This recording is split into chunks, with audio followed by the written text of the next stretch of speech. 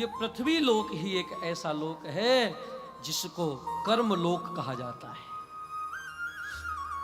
इसी लोक में आकर के जीव सत्कर्म कर सकता है, अन्य किसी लोक में वो कोई कर्म नहीं कर सकता, सिर्फ भोग ही भोगेगा।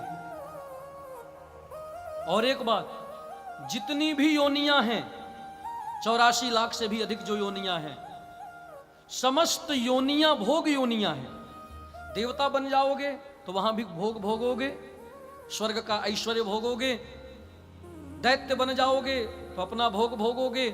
पशु पक्षी बन जाओगे तो अपना भोग भोगोगे।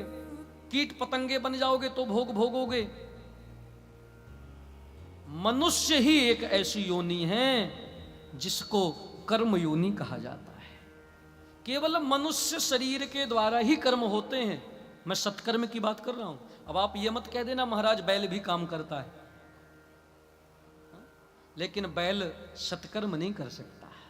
किसी गधे से कहो कि तू राम राम बोल, क्या वो बोलेगा?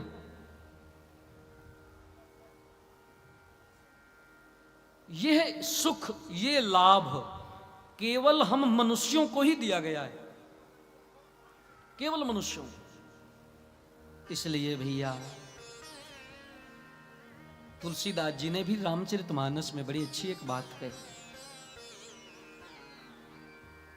ये शरीर है तो देव दुर्लभ, बड़े भाग मानुष तन पावा, बड़े भाग्य से मिला, लेकिन फिर भी इसकी बहुत अच्छी महिमा नहीं है। अधम शरीरा भी कहा गया है। क्षितिजल पावक गगन समीरा, पंच रचित अति अधम शरीर। अति अधम भी है, पर श्रेष्ठ इसलिए है, अच्छा इसलिए है कि इसी देह के द्वारा हम